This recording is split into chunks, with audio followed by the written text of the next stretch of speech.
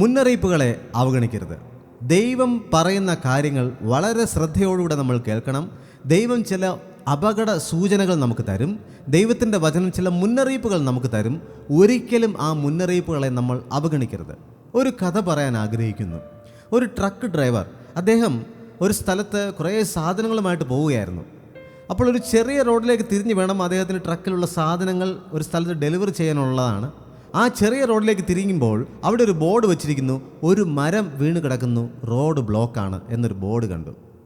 ഈ മനുഷ്യൻ, ട്രക്കിൻ്റെ ഡ്രൈവർ, അതൊന്നും കണക്കിലെടുക്കാതെ അതിനെ അവഗണിച്ചുകൊണ്ട്, ഓക്കെ, ഇത് ഞാൻ ഒത്തിരി ബോർഡുകൾ കണ്ടിട്ടുള്ളതാണ്, ഇതൊന്നും സാരമില്ല, എനിക്കവിടെ ചെന്നെത്താനായിട്ട് കഴിയും എന്ന് വിശ്വസിച്ചുകൊണ്ട് ഭയങ്കര ആത്മവിശ്വാസത്തോടെ ഇദ്ദേഹം വണ്ടി ഓടിച്ചു.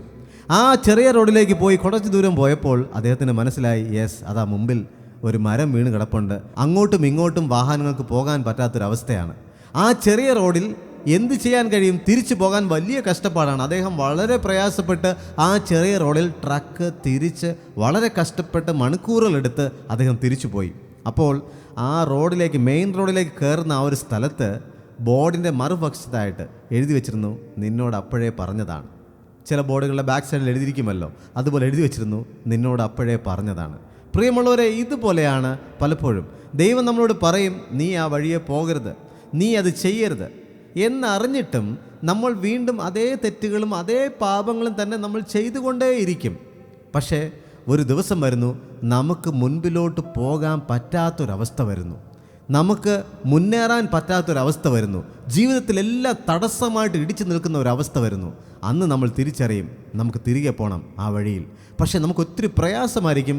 വളരെ കഷ്ടപ്പാടുകളിലൂടെയും വളരെ പീഡനങ്ങളിലൂടെയൊക്കെ നമ്മൾ വീണ്ടും നമ്മുടെ ജീവിതത്തിൻ്റെ ആ സ്റ്റിയറിങ്ങിനെ തിരിച്ച് ദൈവത്തിലേക്ക് പോകുമ്പോൾ ആദ്യം ദൈവം പറയും, നിന്നോട് അപ്പോഴേ പറഞ്ഞതാണ്. പ്രിയമുള്ളവരെ, ഇത് ശരിയല്ലേ?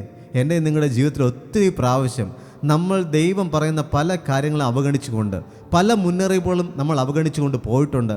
അവസാനം നമ്മുടെ ജീവിതം നിരാശയിലേക്കും ദുരന്തത്തിലേക്കും പോകുന്നൊരു സമയമാകുമ്പോൾ എങ്ങനെയോ ദൈവത്തിൻ്റെ ഒരു കൃപ എന്ന് വേണമെങ്കിൽ പറയാം, നമ്മൾ തിരിച്ചു വന്നപ്പോൾ ദൈവം നമ്മളെ തള്ളിക്കളഞ്ഞില്ല.